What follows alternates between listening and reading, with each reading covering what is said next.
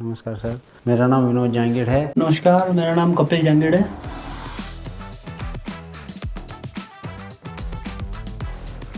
इसी आर्ट के ऊपर हमारी फैमिली को 11 नेशनल अवार्ड मिले हुए।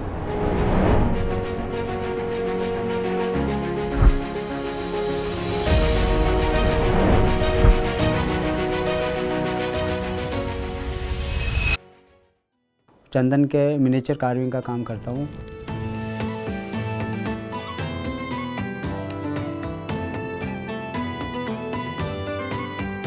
और मैं शुरू से ही मेरे दादाजी से सीखना प्रारंभ किया था।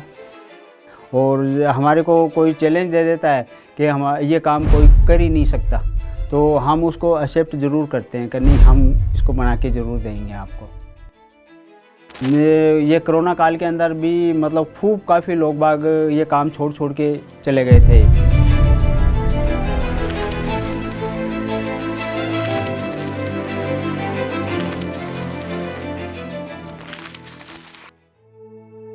जैसे ये पंखी है, कृष्ण जी की जीवनी देने की कोशिश की है इसके अंदर मैंने। जैसे इसके अंदर जैसे वासुदेव जी जमुना पार करवाते हैं कृष्ण भगवान को, और इसमें माखन खा रहे हैं, तो वो सीन बना हुआ है। इसमें जैसे राधा कृष्ण है, तो राधा कृष्ण इसके अंदर बने हुए हैं। मोदी जी के पास में गया है राइजिंग राजस्थान में, जब मोदी जी जयपुर आए थे तो भजनलाल शर्मा जी के द्वारा उनको एक उपहार स्वरूप तलवार दी गई थी, वो हमारी बनाई हुई थी। स्मृति जैन प्रधानमंत्री जी को उपहार स्वरूप भेंट करने के लिए एक तलवार जो कि प्रतिभाशाली बनाने में 3 साल लगे थे, उसको संजो के उसको 7 साल रखा। लेकिन आने वाली पीढ़ियों का हमारे को बता नहीं सकते हैं कि काम करेगी नहीं करेगी, लुप्त हो जाएगा अगर हमारी फैमिली में से कोई इसको आगे नहीं बढ़ाएगा तो।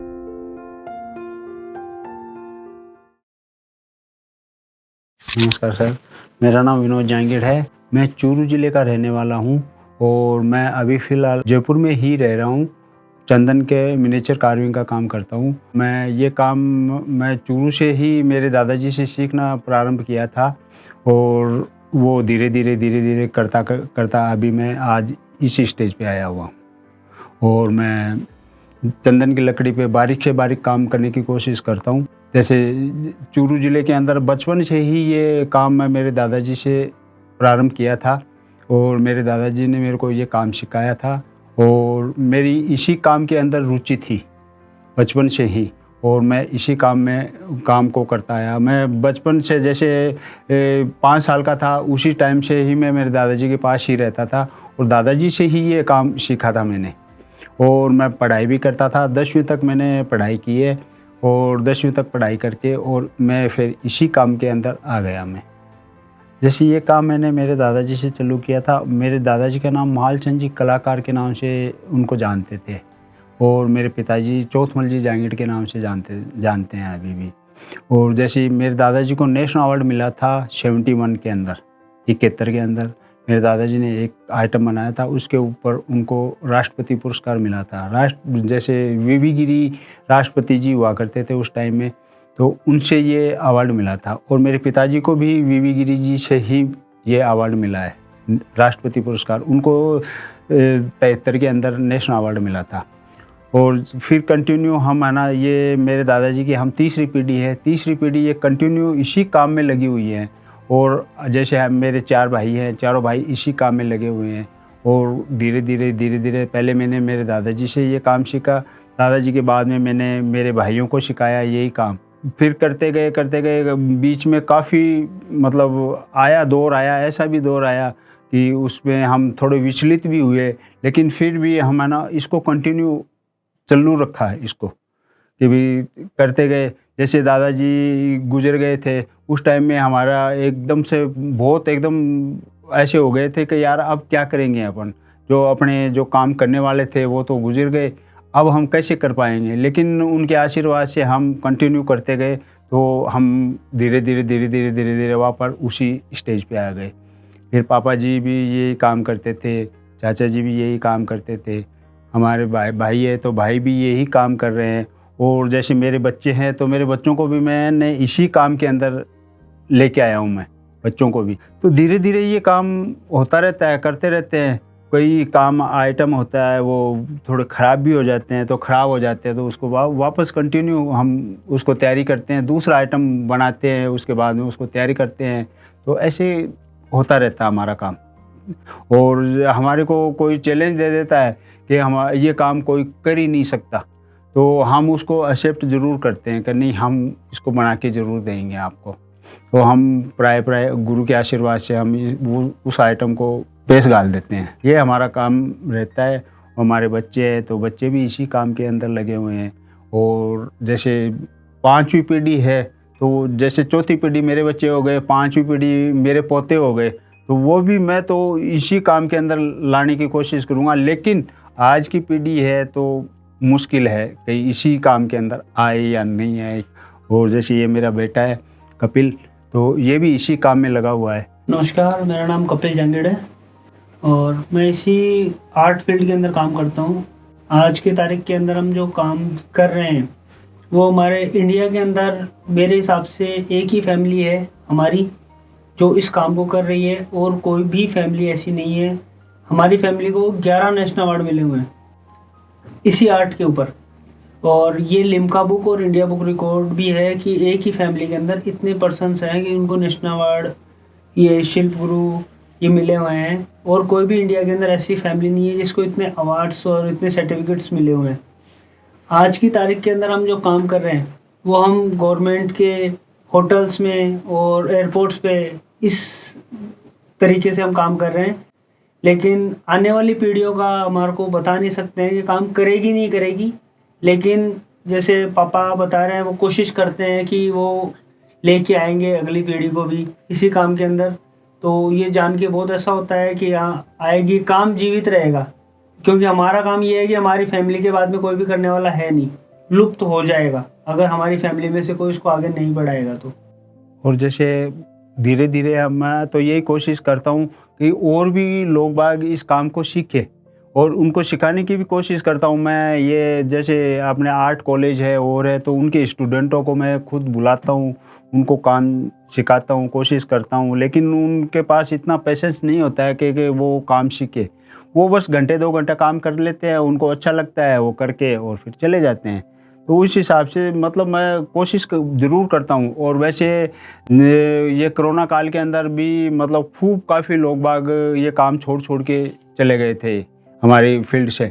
लेकिन फिर भी हमारी कोशिश यही रही है कि हम उनको इस फील्ड के अंदर लेके आएँ और उनको रोज़गार दें। और है, अभी भी मेरे पास कम से कम 10-15 कारीगर है, तो उनको मैं ये काम करवा रहा हूँ और उनके काम को मैं सेल भी करता हूँ, एग्जीबिशन वगैरह में भी लेके जाता हूँ, तो उनका वो बिक्री भी होती है, उनको पैसा भी मिलता है। तो उस हिसाब से वो धीरे धीरे वापस आने की कोशिश कर रहे हैं वो।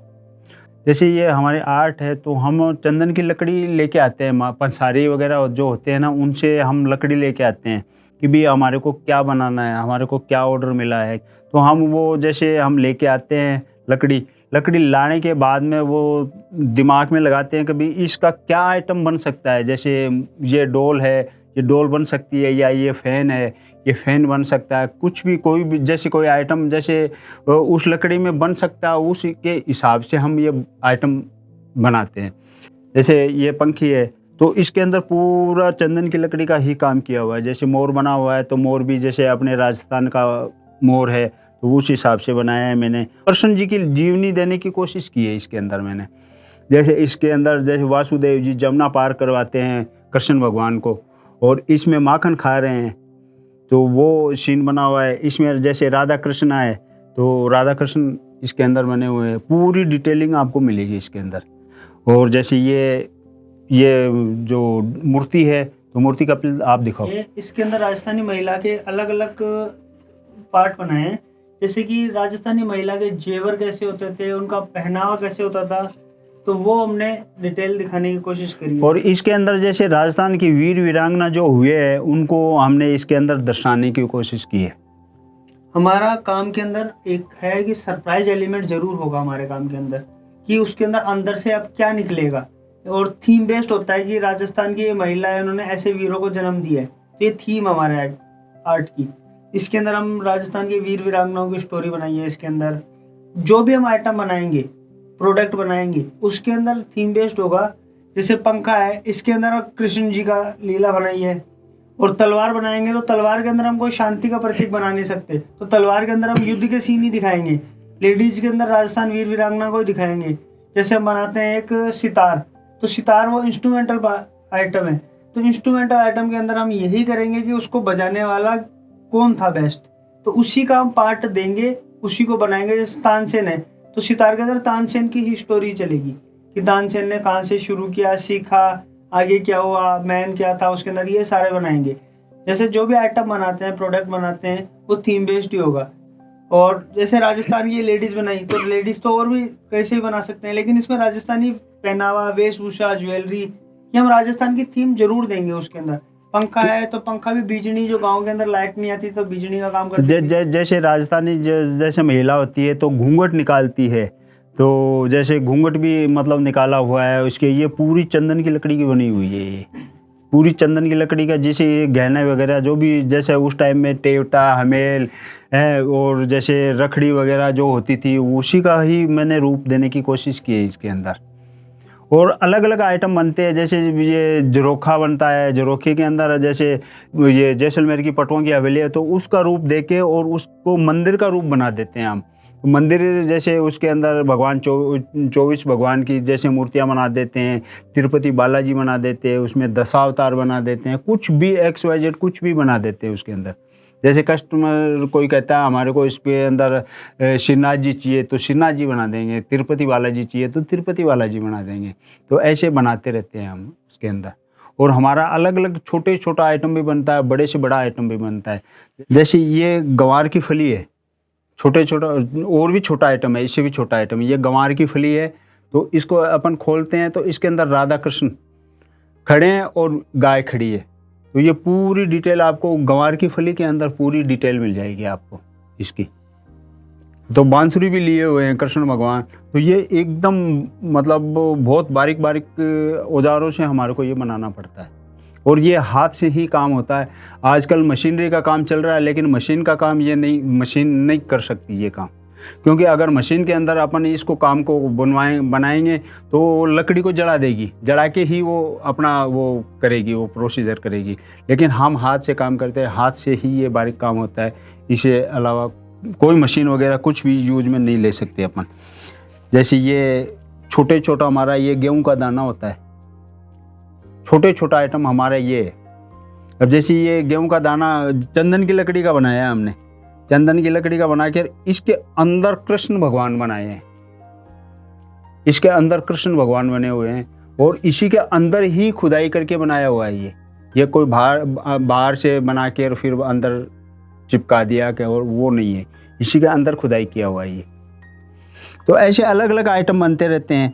जैसे ये चैन है, जैसे ये चैन कपिल ने बनाई है। ये चैन है, इसके अंदर 108 कड़ियाँ हैं और इसमें एक भी जॉइंट नहीं है, ये जॉइंटलेस चैन है। और इसके वेट है 1 ग्राम। इसके मेन बात ये है, ये लिम्का बुक में रिकॉर्ड है इसका। और मतलब अभी तक इंडिया के अंदर कोई भी ऐसा नहीं है जो इतनी बारीक जॉइंटलेस चैन इतनी पतली बना सके, तो ये हमारा ही रिकॉर्ड है। ये ऐसा भी मैं बनाने की कोशिश कर रहा हूँ, करीबन 20 फीट की, तो उसके अंदर अभी टाइम लगेगा, लेकिन ये चैन को भी मैं डेवलप जरूर करूँगा। और जैसे ये छोटे बादाम वगैरह बनते हैं हमारे, ये चंदन की लकड़ी का बादाम बना हुआ है, तो इसको हम चंदन की लकड़ी के अंदर है ना गणेश जी भगवान बने हुए हैं, तो इसी के अंदर खुदाई करते हैं हम। इसी के अंदर एक ही पीस के अंदर से हम खुदाई करके और फिर बाद में जैसे गणेश जी की प्रतिमा हम निकालते हैं। इसके अंदर कोई भी XYZ हिस्टोरिकल पैलेस भी हो सकता है इसके अंदर, जैसे इसके अंदर भगवान की मूर्तियाँ भी हो सकती है। और ये काम जैसे एक्चुअली में मेरे दादाजी ने ही ये काम चालू किया था। और ये पहले मेरे दादाजी थे, तो दादाजी ने पुरानी हवेलियों की जो चौखट वगैरह होती है, वो चौखटें वगैरह के अंदर, वो हमारे शेखावाटी के अंदर है ना बारीक काम होता है चौखटों के अंदर, रोड़े की लकड़ी के अंदर, तो पहले वो काम किया करते थे दादाजी शेठ साहूकारों के। फिर बाद में वो काम करते करते फिर इस काम के अंदर आए हैं मेरे दादाजी। तो इस काम में भी वो क्या है, पहले के टाइम में वो मेरे दादाजी ही बताते थे कि पुराने टाइम के अंदर भाई साहब ये मलेरिया चलती थी, तो मलेरिया है ना कम से कम 2-2 3-3 महीने तक वो कंटिन्यू चलती थी। तो उसके अंदर एक दिन बुखार आता था, दूसरे दिन काम कर लो, तीसरे दिन फिर बुखार आ जाएगा, ऐसे चलता था काम। तो मेरे दादाजी बताते थे, मैं दादाजी के पास में ज़्यादातर मेरा जीवन दादाजी के पास में ही बीता है। तो मेरे दादाजी बताते थे कि ऐसे ही बुखार आ रहा था और ऐसे सो रहे थे और मतलब मेरे दादाजी के 9 साल, मेरे दादाजी अपने माँ बाप के एक ही लड़के संतान थे। तो वो 9 साल की एज के अंदर ना माँ और बाप दोनों ही ख़त्म हो गए थे मेरे दादाजी के। तो उस टाइम में बहुत गरीबी का सामना किया था मेरे दादाजी ने। तो उस टाइम में है ना मेरे दादाजी को ऐसे स्वप्न टाइप का आया और स्वप्न के अंदर मेरे दादाजी को जैसे कोई भगवान दिखे या कोई साधु दिखा है, तो साधु दिखे थे। तो साधु के रूप के अंदर उन्होंने मतलब ऐसे सपना आया कि ऐसे ऐसे चंदन के का आइटम बनाओ आप। तो फिर बाद में उन्होंने वो एक चंदन का बादाम बनाया था, चंदन का बादाम बना के, और ये हमारे चूरू के पास में सरदारसर गांव है एक, तो वहाँ पे शुभकर्ण जी नाटा हुआ करते थे, उनको वो बादाम लेके जाके दिखाया था। तो उन्होंने वो बादाम देखा और देखने के बाद में उन्होंने कहा कि जितनी भी आप बादाम बनाओ वो मेरे पास लेके आओ आप। तो उस टाइम में जो भी मेहनताना होता था दादाजी को वो मिल गया था। तो फिर बाद में उन्होंने वो चौगटों की और वो जो काम करते थे कार्विंग का वो तो बंद किया और फिर इस काम के अंदर आ गए। इस काम के अंदर फिर बाद में अलग अलग जैसे जैसे टाइम निकला वैसे वैसे अलग अलग आइटम बनाने लग गए थे वो मेरे दादाजी। तो वो सरदारसर में शुभकर्ण जी नाटा थे, नाटा जी फैमिली थी। तो वो फिर मेरे दादाजी का जितना भी आइटम होता था वो सब वो खरीद लेते थे। और उन्होंने नाटा म्यूजियम के नाम से एक सरदारसर के अंदर नाटा म्यूजियम बनाया था। तो वहाँ पे कम से कम 30-35 साल की जो भी मेरे दादाजी की कला थी ना, वो उन्होंने एक साथ इकट्ठी कर ली थी, एक साथ इकट्ठी करके म्यूजियम बनाया था उन्होंने। आज भी वो सरदारसर के अंदर वो म्यूजियम है। ऐसे ही हमारे को वैसे जैसे मेरे दादाजी ने मेरे पिताजी को काम सिखाया तो मेरे पिताजी भी ये काम करने लगे। तो फिर पिताजी के बाद में हम 4 भाई हैं, चारों भाई इसी काम के अंदर लग गए थे। तो पढ़ाई का हमारी कोई रुचि नहीं थी, पढ़ाई करते थे लेकिन वो क्या बेमन से करते थे। हम बेमन से कर ली कोई बात नहीं, 10वीं तक मैंने पढ़ाई की थी लेकिन वो बेमन से ही किया था। लेकिन कर आके फिर बाद में मैंने छोड़ दिया। छोड़ने के बाद में फिर इसी काम में लग गया। तो इसी काम के अंदर लगने के बाद में मेरे को स्टेट अवार्ड भी मिला था। और उसके बाद में मैंने नेशनल में भरा, नेशनल में एंट्री दी तो नेशनल में भी मेरा सिलेक्शन हो गया। तो राष्ट्रपति जी के हाथों से मेरे को राष्ट्रपति पुरस्कार भी मिला 95 में। और उसके बाद में मेरी एज नहीं हुई थी तो कंटिन्यू चलते गए। तो वो क्या है, शिल्प गुरु अवार्ड एक और होता है, उससे नेशनल अवार्ड से बड़ा। तो मेरी एज नहीं हुई थी, वो क्या उनका वो था कि भी 50 साल से पहले आप नेशनल अवार्ड के अंदर एंट्री नहीं दे सकते। तो वो फिर बाद में मैं जैसे ही 50 साल का हुआ तो एंट्री दी थी मैंने और उसके अंदर मेरा सिलेक्शन हो गया था शिल्प गुरु के अंदर भी। तो मेरे को शिल्प गुरु अवार्ड भी मिला हुआ है। तो ऐसे चलता रहता है। और जैसे बेटे वगैरह है, बेटे हैं तो बड़ा जैसे कपिल से बड़ा एक मेरा बेटा है कमलेश, तो उसको भी नेशनल अवार्ड स्टेट अवार्ड मिला था और नेशनल अवार्ड भी मिल चुका उसको। और अब जैसे ये कपिल है तो कपिल को भी स्टेट अवार्ड मिल चुका। तो ऐसे चलता रहता है हमारा कंटिन्यू।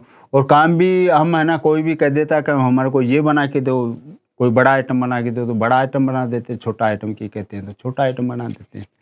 हमारे प्रोडक्ट वैसे तो बहुत गवर्नमेंट के अंदर जाते हैं, लेकिन अभी आपने सभी ने देखा होगा न्यूज़ में, उसमें एक छाए हुए थे मोदी जी के पास में गया है राइजिंग राजस्थान में। जब मोदी जी जयपुर आए थे तो भजन लाल शर्मा जी के द्वारा उनको एक उपहार स्वरूप तलवार दी गई थी, वो हमारी बनाई हुई थी। उस तलवार के अंदर महाराणा प्रताप की जीवनी थी, वो चंदन की लकड़ी की बनाई हुई थी। उसको करीबन 3 से 4 साल की कड़ी मेहनत से हमने बनाया था और उसको हमने रख रखा था कि क्यों हमारे पास में क्या है, कोई प्रोडक्ट रहता नहीं है बचा हुआ कि किसी को दिखाने के लिए, तो हमने उसको अंदर दबा के रख रखा था। कभी कोई आएगा तो उसको दिखाने के लिए, क्योंकि हम ऑर्डर बेस काम करते हैं या फिर कोई भी आइटम बनता है तो हाथों हाथ वो सेल हो जाता है, तो उसको अंदर रख रखा था कि कोई भी आएगा तो उसको दिखाने के लिए चाहिए ये काम करते हैं हम, वरना क्या दिखाएंगे हम।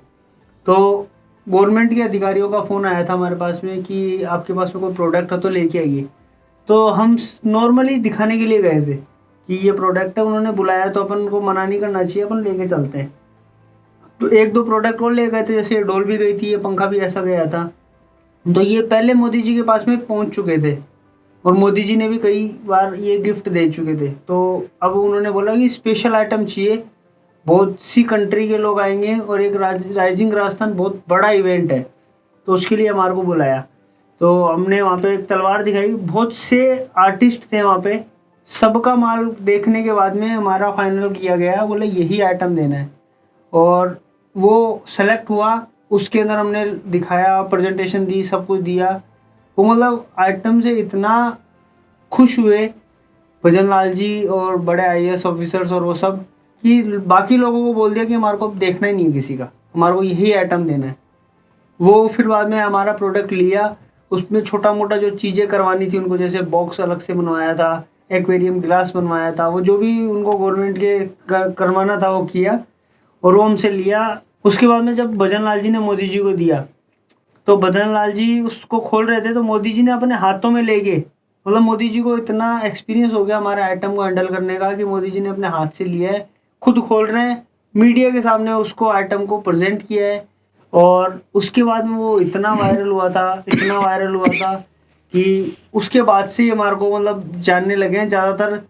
उससे पहले भी कई आइटम गए हैं, रील्स भी बनती हैं हमारे ऊपर।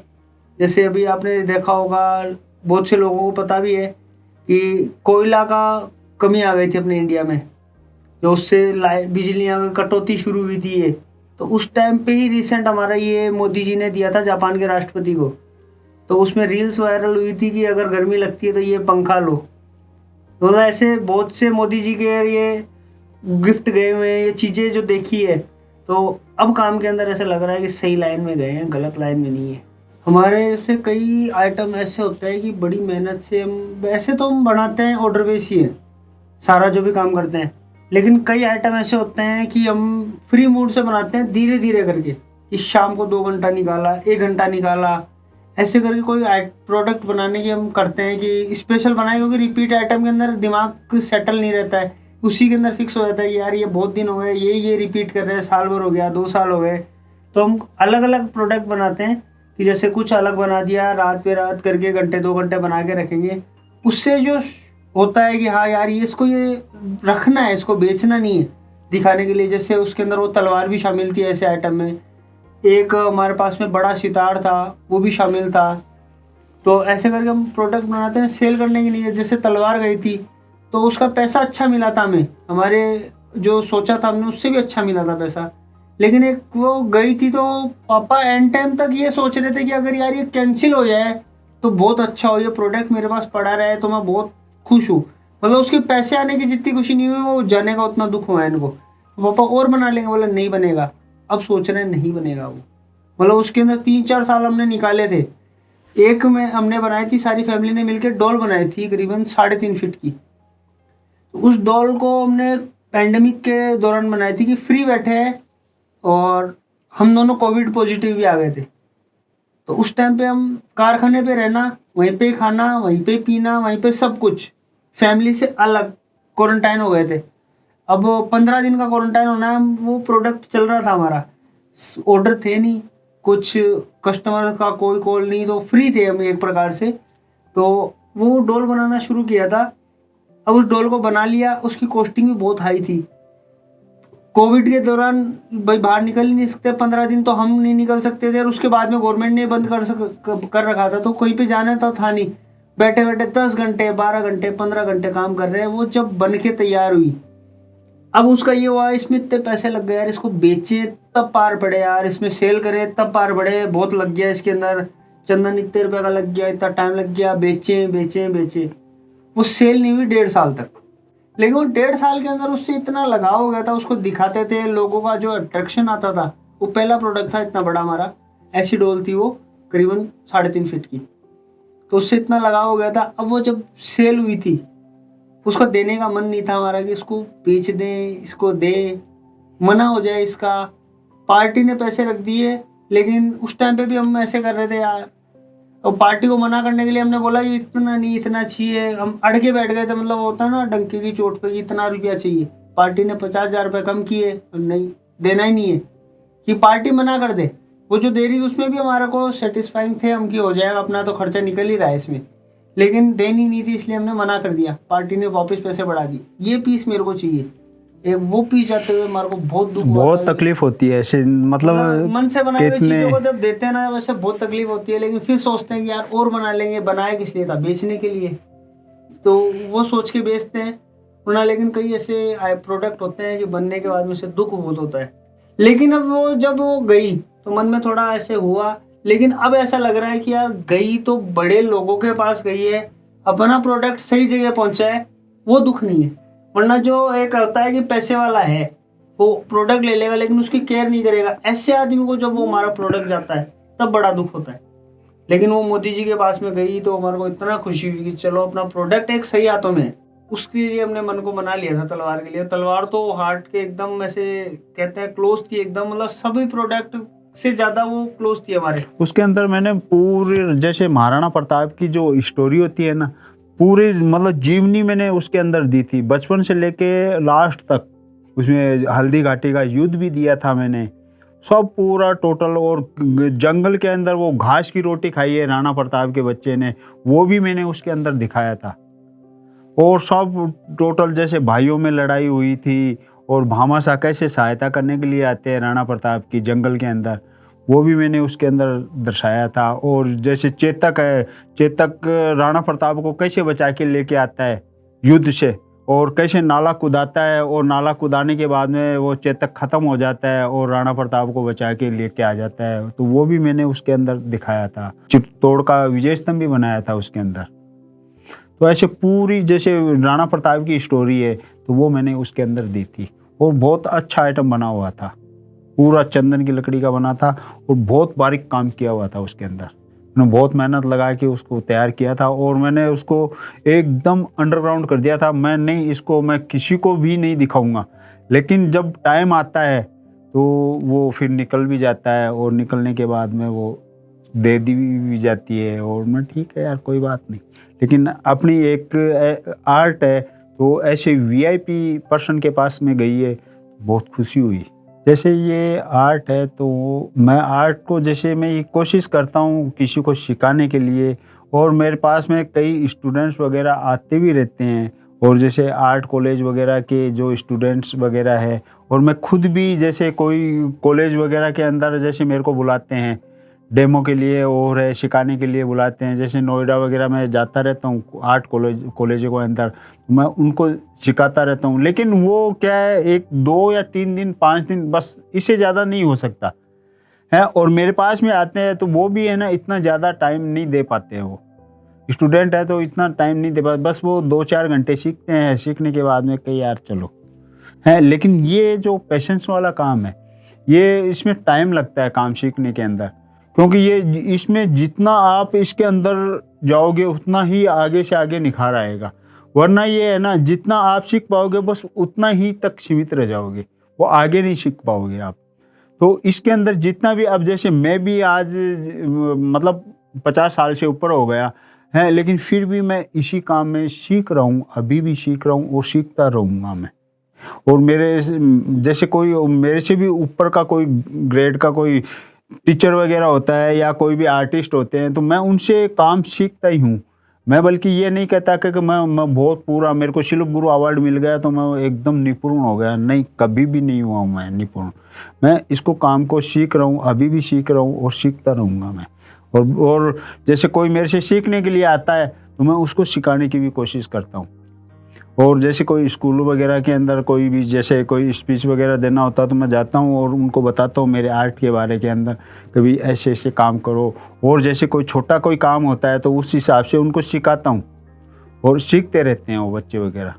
और कोशिश करते हैं हम, जैसे लोगों को, जैसे आर्टिस्ट वगैरह होते हैं तो उनका कैंप लगाते हैं हम, कैंप लगा के उसके अंदर हम सिखाने की कोशिश करते हैं ये ऐसे ऐसे काम करो। और जैसे कोई एग्जीबिशन वगैरह करते हैं तो एग्जीबिशन के अंदर हम है ना डेमो देने की कोशिश करते हैं कि भी हमारे से कोई आके सीखे और काम आगे बढ़े थोड़ा। लेकिन अब कोई दिमाग में बैठा लेता है कि अपने को सीखना ही है, वो सीखते हैं, वरना चले जाते हैं, थोड़ा सा काम करके निकल जाते हैं।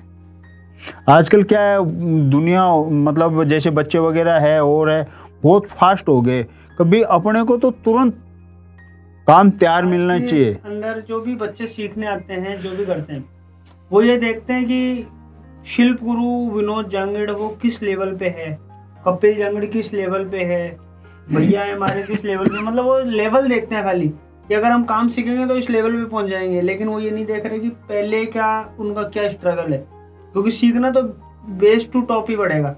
वो सीधा जाता है हमारे को बता दीजिए कि हम इसको मार्केट में कैसे बेचें, बनाना तो सीखो।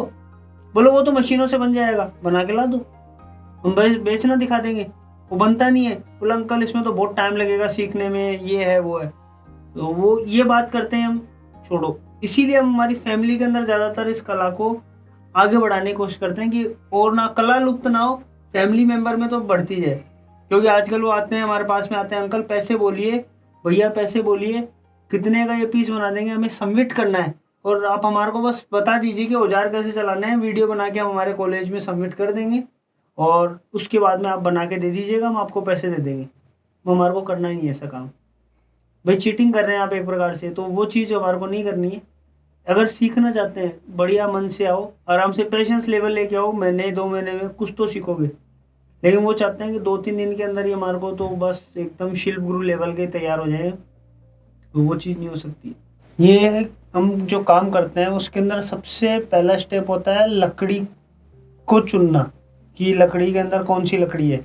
तो हम ये ऑक्शन सैंडलवुड के नाम से आता है, ये इसको चुनते हैं। ये सबसे महंगा चंदन और सबसे बेस्ट चंदन आता है। लाल चंदन, पीला चंदन, उसके अंदर ये कलाकारी नहीं हो पाती है, क्योंकि वो सिर्फ पूजा पाठ में या उस टाइप से ही काम में आते हैं वो, क्योंकि उसके अंदर ये रेशियो जो होते हैं वो बहुत मोटे होते हैं। इस लकड़ी का रेशा होता है बारीक। फिर हम प्रोसेस शुरू करते हैं, जैसे हमारे को बनाने या डोल, तो उसके हिसाब से हम चंदन का चयन करेंगे कि चंदन कितना मोटा, बड़ा, लंबा जो चाहिए हमें। उसके बाद में उसकी कटिंग शुरू करते हैं कि हमको कि भाई ये इस डोल को बनाने में धड़ में इतनी मोटी लकड़ी चाहिए, इसके पार्ट बनाने में ये चाहिए।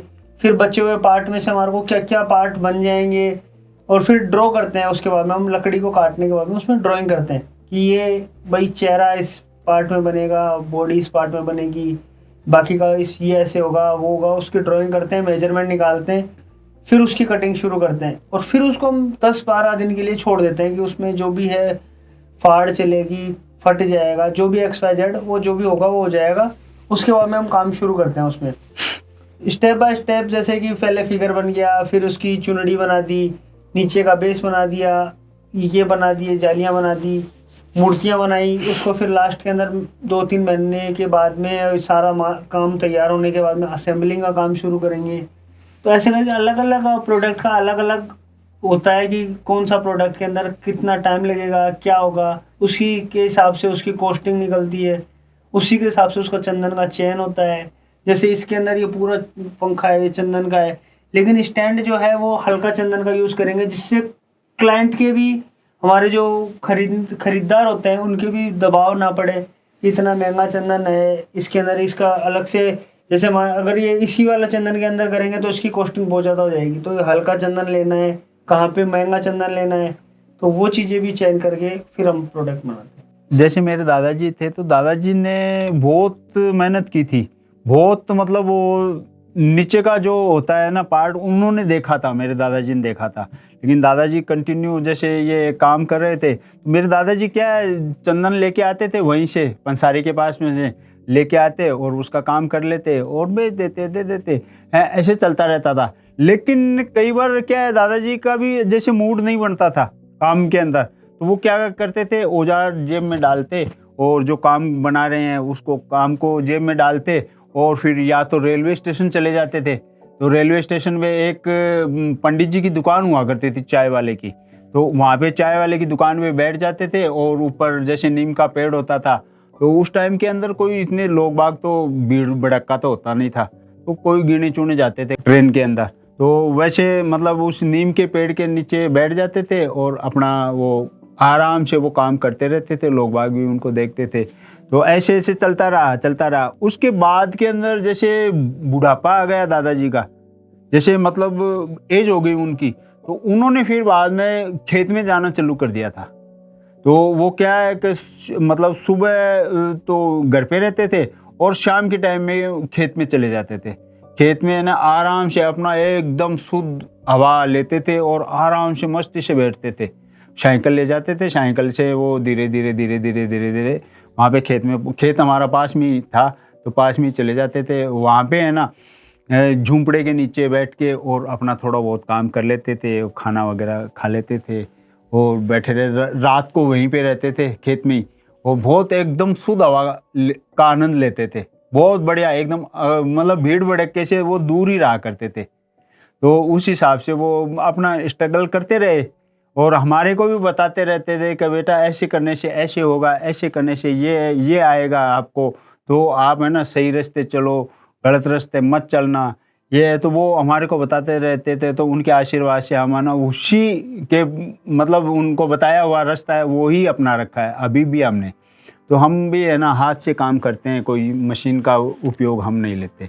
लेकिन आज के आधुनिक टाइम में थोड़ा मशीन का भी उपयोग लेना पड़ता है। पहले तो मतलब कोई भी कटिंग वगैरह भी है हाथ से ही करते थे, और कोई भी जैसे मूर्तियाँ वगैरह बनाते तो वो छीनी लेके वैसे टक टक टक टक करके वो काम किया करते थे। तो लेकिन आज थोड़ी मशीन आने से ये हो गया कि इसमें थोड़ा सा है ना आप मशीनरी काम में लेने लग गए, तो वो थोड़ा सा एक काम भी शॉर्ट हो गया।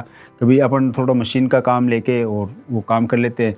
और पहले जैसे है ना छेद भी, जैसे ये पंखी है तो इसके अंदर आपको जाली दिख रही है, उसके अंदर छेद भी हाथों से निकालते थे, हाथों से निकालते, वो टाइम लगता था। और अब आज आधुनिक टाइम में ये है ना मशीन से हम ड्रिल कर लेते हैं। ड्रिल करने के बाद में हम कटिंग जो पहले का प्रोसीजर होता था उसी हिसाब से हम ये कटिंग वगैरह करते हैं। लेकिन मशीन का उपयोग नहीं ले सकते हम, क्योंकि मशीनें भी ऐसी है कि मशीनों को चलाने के लिए भी हमारे को हाथ से काम में लेना पड़ेगा।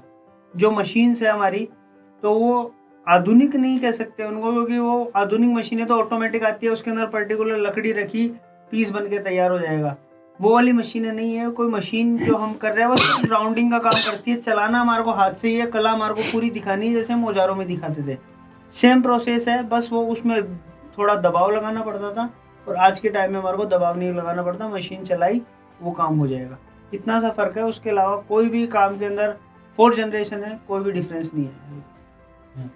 ये इनको मेरे फादर को शिल्प गुरु के अंदर 2017 का था इनका शिल्प गुरु में, और उसका जो प्रोग्राम होता है देने का, शिल्प गुरु सम्मान देने का, तो उसका 2017 का जो होना था वो 2019 में, मतलब 17 और 18 का एक साथ देते हैं वो, मतलब 2 साल का एक साथ करना था प्रोग्राम गवर्नमेंट को। लेकिन कोविड-19 आने से वो पूरा पेंडेमिक के कारण से पूरा सारा स्पॉइल हो गया। अब गवर्नमेंट ने 2022 के अंदर इनको देने का अनाउंसमेंट किया था कि 2022 के अंदर इनका करेंगे, और वो 15 से 20 दिन पहले इनको बताया था कि ये आपका प्रोग्राम शेड्यूल हुआ है और आपको शिल्प गुरु देंगे। नवंबर 30 का वो डेट था, 30 नवंबर को मेरी शादी थी, तो फादर ने मना कर दिया था कि मैं नहीं आ रहा हूँ। तो अब ये सबसे उम्र में छोटे शिल्प गुरु थे, मतलब इंडिया में कोई भी ऐसा नहीं है कि शिल्प गुरु इतने एज के, सब एजेड है। सबसे कम उम्र के शिल्प गुरु मेरे फादर ही है। तो गवर्नमेंट के पास में जब हमने मना किया था, उनका जो फ़ोन आया था कि क्यों नहीं आ रहे, उन्होंने मना कर दिया था कि मैं नहीं आ पाऊँगा, ऐसी ऐसी प्रॉब्लम है। तो उन्होंने वो सर्टिफिकेट, अमाउंट, वो जो भी था जो देना था इनको, शॉल, ताम्रपत्र, गोल्ड मेडल, वो जो भी मिलता है उसके साथ में शिल्प गुरु, वो गवर्नमेंट वालों ने अपने पास रख दिया था। और फिर बाद में इनका एक अलग से छोटा सा प्रोग्राम करवाया गया था उनका। गवर्नमेंट वालों ने किया था कि बोला कि अगर आप सबसे छोटी उम्र के हैं और आपको ये तो मिलना चाहिए था स्टेज पे, लेकिन कोई नहीं है, वो उस टाइम पे वो जो भी प्रॉब्लम थी आप नहीं आ पाए, तो इनका अलग से प्रोग्राम किया उन्होंने। अलग से इनको शिल्प गुरु अवार्ड दिया गया, ताम्रपत्र, मेडल, शॉल, जो भी XYZ वो सबको मिला था। वो सारी चीज़ें इनको बाद में, मतलब 1 महीने बाद में इनको दी गई थी। तो ये हमारे लिए गर्व की बात है कि उस टाइम पे नहीं जा पाए, वरना लोगों को ये होता है कि आप जाओ और ऑफिस से उठा के ले आओ, आपको कोई मतलब नहीं है उससे, जो देंगे आपको उठा के वो बॉक्स को आपको चेक कराएंगे, आपका ये चेक है, आपका गोल्ड मेडल है, ताम्रपत्र, वो सारी डिटेल आपको चेक कराएंगे और आपको भेज देंगे वहाँ से। लेकिन इनका अलग से एक प्रोग्राम शेड्यूल करवाया और वो सारा देने के बाद में, और वो हम उनको सम्मानित करके भेजा, तो वो एक अलग ही खुशी थी। लेकिन अगर स्टेज पे जाते तो हमारा तो 5 साल 4 साल से हम ऐसे खुशियाँ मना रहे थे कि ये जाएंगे, इतने जने जाएंगे, मम्मी को लेके जाएंगे, भैया और हम जाएंगे, ऐसे एंजॉय करेंगे वहाँ पे जाके। जो भी था वो सारा डिसमिस हो गया था। फिर जब लेने गए थे तो हम दोनों ही गए थे कि लेके आते हैं वहाँ पे जो सामान पड़ा था। लेकिन वहाँ पे जो डीसी मैडम थी, वहाँ दिल्ली में डीसी हैंडीक्राफ्ट, वहाँ पे हम गए, उनको पता चला कि ये अवार्ड लेने के लिए आए हैं। हम नॉर्मली लेने के लिए गए थे कि सभी को मिलता है वैसे अपन को मिलेगा अभी, कि उठा के लाना है, चल लेंगे। तो मैडम ने बोला कि नहीं, आप आज रुकिए, आज मेरा शेड्यूल थोड़ा टाइट है, मैं आज नहीं मिल पाऊंगी इनसे, मैं कल मिलती हूँ इनसे। ठीक है, तो वहाँ पे रुके। हमारे को क्या पता कि उन्होंने वो प्रोग्राम मतलब निश्चित करके और प्रोग्राम वगैरह है ना डिसाइड करके स्पेशल प्रोग्राम बना के और फिर बाद में मेरे को अवार्ड दिया उन्होंने। हमें लगा था कि मैडम का शेड्यूल टाइट है, इस कारण से हमारे से आज मिल नहीं सकते और मैडम के पास में हमारा सामान पड़ा है। लेकिन बाद में जब मैडम ने वो प्रोग्राम का पूरा अरेंजमेंट किया, नेक्स्ट डे जाके उनको मैडम ने पूरा अरेंजमेंट करके और वो वहाँ पे दिया, तो हमारे को ऐसा हुआ कि हाँ चलो, बड़ा नहीं तो छोटे स्तर पे भी हमारे को अवार्ड मिला जरूर है। तो उसकी फोटोज हम लगा सकते हैं, वरना मतलब हमारे लिए कोई गोल्ड मेडल गले में डाल के नहीं घूमोगे आप, ताम्रपत्र लेके नहीं घूमोगे, सर्टिफिकेट आप लेके नहीं घूमोगे। एक आपके घर में सिर्फ फोटोग्राफ्स ही है जो आपको पता लगाती है कि आपको ये शिल्प गुरु या नेशनल अवार्ड, कोई भी अवार्ड मिला हुआ है, वो बस फोटोग्राफ्स के लिए वो मैडम। और वैसे अनाउंसमेंट वहाँ पे जरूर हुआ था, वो फंक्शन किया था ना उन्होंने, तो वहाँ पे बाकायदा राष्ट्रपति जी के सामने मेरा नाम अनाउंसमेंट हुआ था कि ये बंदा है और ये नाम है उनका, तो ये किसी कारणवश नहीं आ पाए हैं, लेकिन इनको भी शिल्प गुरु अवार्ड दिया जा रहा है। मैंने बीकॉम किया है, लेकिन आज की तारीख के अंदर हमारी फैमिली के अंदर कोई भी या हम पढ़ाई की को छोड़ के इस काम में इसलिए जाना चाहते हैं कि हमने शुरू से देखा है कि हम किसी के हाथ के नीचे काम नहीं करना चाहते, गवर्नमेंट हो प्राइवेट हो, लेकिन है नौकरी, वरना नौकरी है, चाहे वो कितना ही बड़ा अधिकारी बन जाओ, वो हम नहीं चाहते थे। हमारे घर वालों ने भी यही सिखाया, बोला कम कमा लेंगे लेकिन अपनी मन मर्जी का कमाना है, मन मर्जी का काम करके खाना है। आज हमारी फैमिली में भी कई गवर्नमेंट जॉब में भी है, लेकिन वो कहलाएंगे गवर्नमेंट के नौकरी, सरकारी नौकरी कहलाते हैं। तो हमारे को उससे वो चीज़ नहीं करनी थी, हमारे को इसी लाइन में जाना था कि अपना काम करेंगे, हाथ का हुनर भगवान ने दिया है तो सब में क्यों नहीं दिया, स्पेशली हमें हमारे परिवार में दिया, तो उसको आगे बढ़ाओ। ऐसा नहीं है कि सब में दिया होता तो आज सभी आर्टिस्ट होते। हमारे को चुना है भगवान ने किसी काम के लिए, हमारे घर वालों को कि ये काम के लिए उनको चुना गया है, और फिर बाद में उन्होंने हमारे को सिखाया, हम सीख गए। फिर गवर्नमेंट की या प्राइवेट जॉब की ये तैयारी करने से कोई मतलब नहीं है, अपना खुद का काम करो, कम कमाएंगे लेकिन अच्छे मन मर्जी से कमाएंगे, कितना भी काम करो मर्जी से कमाएंगे। मैं पढ़ाई करता था 10वीं के अंदर, उस टाइम में ये जो सब्जेक्ट है वो चेंज हुआ करते थे 9th में ही, तो मैं 10वीं तक तो कर ली मैंने। तो 10वीं तक करने के बाद में दादाजी मतलब ऐसी, मतलब कोई भी माँ बाप ये नहीं चाहेगा कि उसका लड़का फेल हो, लेकिन मेरे दादाजी मेरे प्रति ऐसी भावना रखते थे कि मतलब कि ये फेल हो। मेरे दादाजी मेरे प्रति ये भावना रखते ये फेल हो, और भगवान के आगे हाथ भी जोड़ते थे कि हे भगवान तू इसको फेल कर दे, मैं तेरे आगे 1.25 रुपये का प्रसाद चढ़ूंगा। लेकिन उस टाइम में बहुत तकलीफ हुआ करती थी, लेकिन मैं आज ये चीज़ सोचता हूँ कि ये मेरे दादाजी मेरे लिए बहुत कुछ अच्छा सोचते थे, वो मेरे प्रति बहुत अच्छी भावना थी उनकी। क्यों कि मैं अगर पढ़ाई करता ये काम मैं नहीं सीख पाता, क्योंकि पढ़ाई में लगा रहता था, और पढ़ाई में लगा रहता था मैं ये काम नहीं सीख पाता।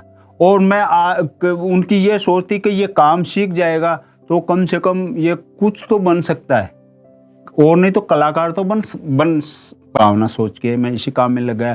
तो आज कम से कम और नेशनल लेवल तक तो मैं पहुंचा हूँ, और इंटरनेशनल भी अवार्ड वगैरह मेरे को और ऐसे चलता रहता है मतलब ये कार्यक्रम।